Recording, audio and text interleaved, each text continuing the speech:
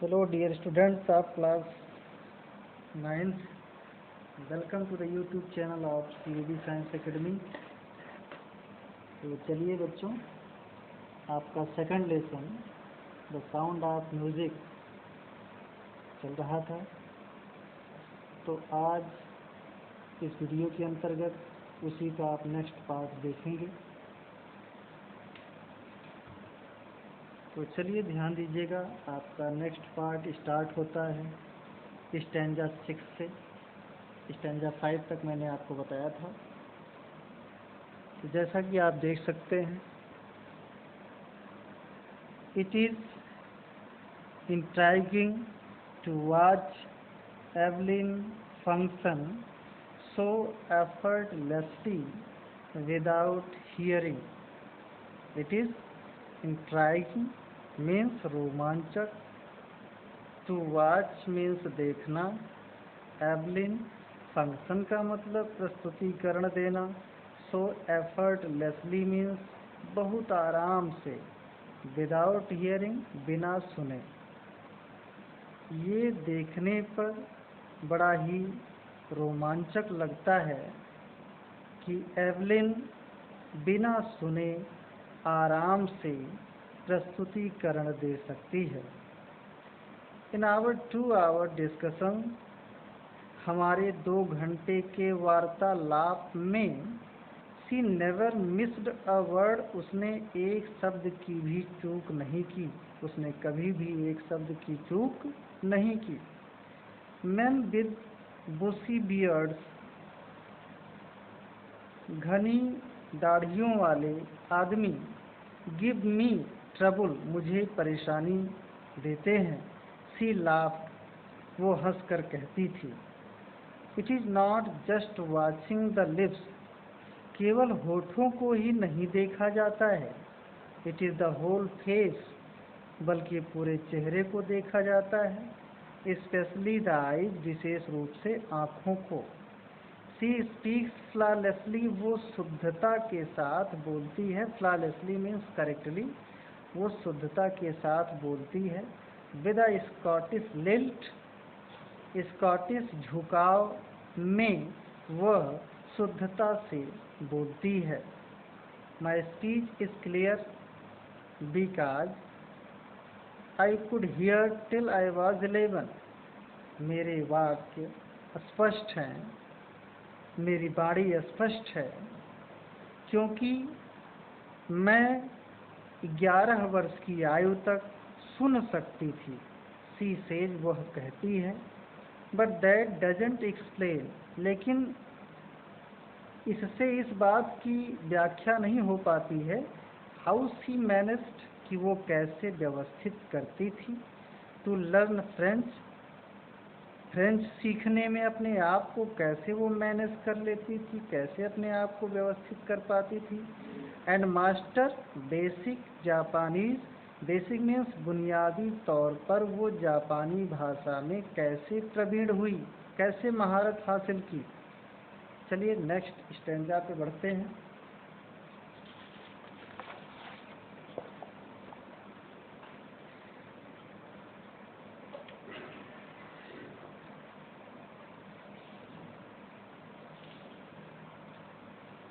As for music, संगीत के मामले में, सी एक्सप्लेन्स, एक्सप्लेन्स मीन्स व्याख्या करती है, दैट मीन्स टेल्स, बताती है। संगीत के मामले में वो यह बताती है, क्या बताती है? इट पॉर्स मीन्स प्रवाहित होता रहता है। इन थ्रू, होकर, एवरी पार्ट, प्रत्येक अंग, प्रत्येक हिस्सा, ऑफ माई बॉडी, मेरे शरीर के, अर्थात यह मेरे शरीर के प्रत्येक भाग में प्रवाहित होता रहता है। क्या प्रवाहित होता रहता है? संगीत, म्यूजिक।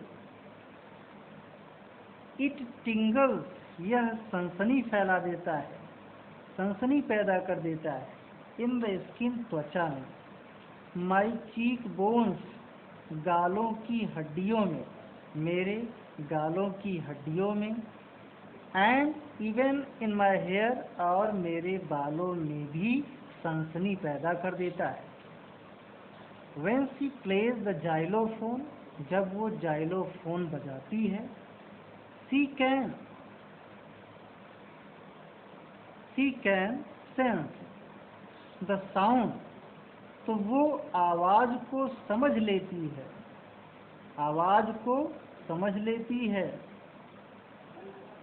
पासिंग अप, वो आवाज जो गुजरती है, द स्टिक, छड़ी से, इनटू हर फिंगर टिप्स, उंगलियों की पोरों, अपने उंगलियों की पोरों से छड़ी के सहारे उस गुजरने वाली ध्वनि का वो अनुमान लगा लेती है। दैट मीन्स अंडरस्टैंड, समझ लेती है। By leaning against the drums, drums में ढोलों, ढोलों पर झुकने से सी कैन फील, वो अनुभव कर सकती है। द रेजोनेंसेज मीन्स कंपन, गूंज, वो गूंज को महसूस कर सकती है। फ्लोइंग इनटू हर बॉडी, जो उसके शरीर में बहता रहता है। ऑन अ वुडन प्लेटफार्म, लकड़ी के मंच पर, वुडन प्लेटफार्म में लकड़ी का मंच। सी रिमूव्स हर शूज, रिमूव मीन्स निकाल देना, लकड़ी के मंच पर वह अपने जूतों को निकाल देती है, अर्थात उतार देती है। सो दैट, जिससे कि द वाइब्रेशन, जो कंपन है, पास थ्रू हर बेयर फीट, ताकि कंपन उसके नंगे पैरों से गुजरकर एंड अप हर लेग्स, उसके पैरों तक जा सके।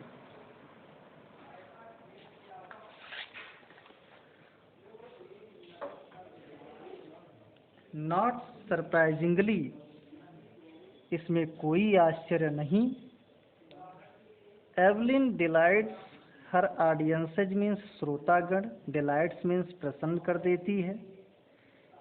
इस बात में कोई आश्चर्य नहीं कि एवलिन अपने श्रोताओं को प्रसन्नचित कर देती है। इन 1991 she was presented with the Royal Philharmonic Society's prestigious Soloist of the Year award. That means she was presented, उसे उपहार दिया गया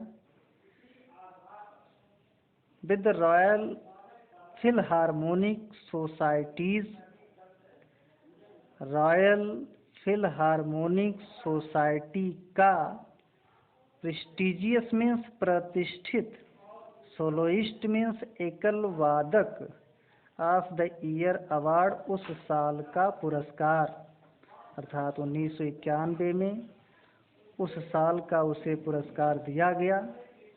ये पुरस्कार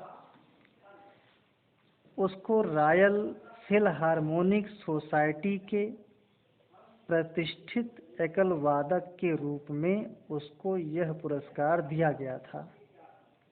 says master percussionist James Blades, master ढोल वादक जिनका नाम जेम्स ब्लेड्स है, उनका ये कहना है कि रॉयल फिलहार्मोनिक सोसाइटी का प्रतिष्ठित एकल वादक पुरस्कार उसको उस साल दिया गया।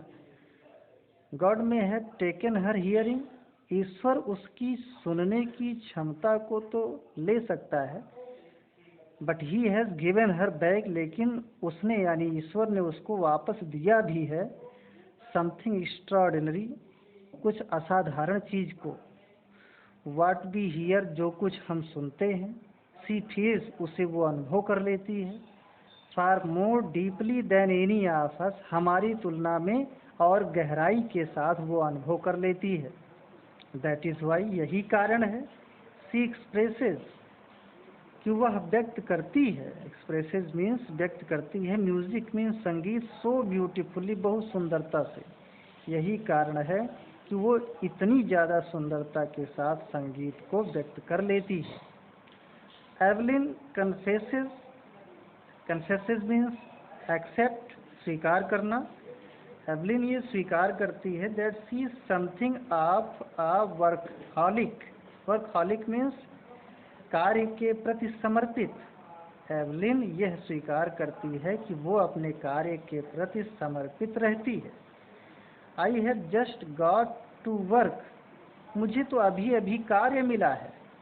ऑफ्टन हार्डर, ये ज़्यादा ही कठिन है। देन क्लासिकल म्यूजिशियंस, शास्त्रीय संगीतज्ञों की अपेक्षा ये कार्य प्रायः ज़्यादा ही कठिन है।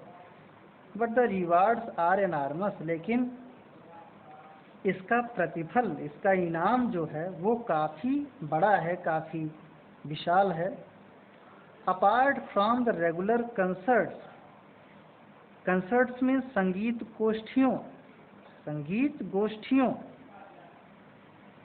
नियमित, रेगुलर मीन्स नियमित, नियमित संगीत गोष्ठियों के अलावा, अपार्ट मीन्स एक्सेप्ट के सिवाय के अलावा, नियमित संगीत गोष्ठियों के अलावा Evelyn also gives free concerts. Evelyn स्वतंत्रता पूर्वक संगीत का प्रस्तुतिकरण देती है। इन प्रिजन्स, जेलों में, एंड हॉस्पिटल्स, अस्पतालों में भी।